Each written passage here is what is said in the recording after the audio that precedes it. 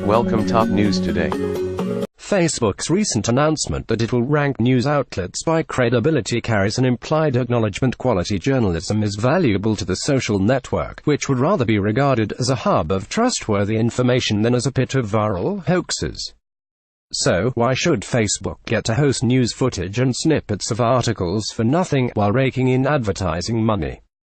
That's what media mogul Rupert Murdoch is wondering. If Facebook wants to recognize trusted publishers, then it should pay those publishers a carriage fee similar to the model adopted by cable companies, Murdoch said in a statement on Monday. The publishers are obviously enhancing the value and integrity of Facebook through their news and content but are not being adequately rewarded for those services. Carriage payments would have a minor impact on Facebook's profits but a major impact on the prospects for publishers and journalists. Amen, said News Media Alliance President David Chavan when I asked him about Murdoch's proposal. Chavan, whose trade group represents about 2,000 media outlets, including The Washington Post, said the news business very much needs a digital ecosystem that provides a viable economic return to news publishers, and we simply don't have that today. A carriage fee would be one clear way to bring more economic balance to the system. Quality journalism is critical to our civil society, and Google and Facebook have a responsibility to make sure that the dominant platforms help to ensure that it has a future. A responsibility, perhaps, but what about leverage? Do media companies have enough to make Facebook pay up? This is business, after all. Well, it doesn't hurt to ask, said Rick Edmonds, media business analyst at the Poynter Institute. Murdoch is right, Facebook could well afford this.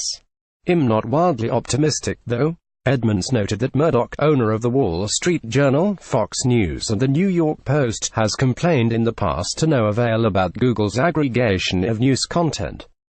We are going to stop people like Google or Microsoft or whoever from taking stories for nothing, Murdoch said at a National Press Club event in 2010. The mission has not been accomplished. The weakness in Murdoch's stance is that news outlets benefit from the web traffic that flows through Google and Facebook. The Washington Post's Brian Fung pointed out Tuesday that previous attempts to squeeze money out of Google, in Germany and Spain, have backfired.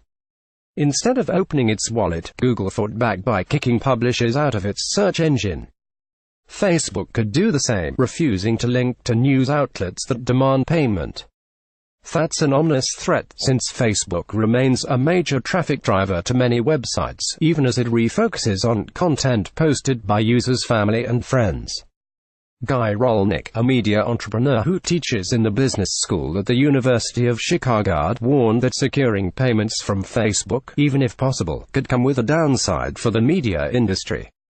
While I think that we need to find ways to address the excessive market power of Facebook, I don't think that forcing the company to pay specific media outlets is the way to go, said Rolnick, who founded The Marker, a business-focused newspaper in Israel. Forcing Facebook to pay specific news outlets for using the content will distort markets and entrench incumbent, large news organizations. Facebook might agree to pay for content from Murdoch's big brands, but it might elect to exclude local newspapers and media startups from the platform, rather than shell out for material that doesn't add much value to Facebook. In such a scenario, it is unclear whether carriage fees from Facebook would do more to help or hurt the press.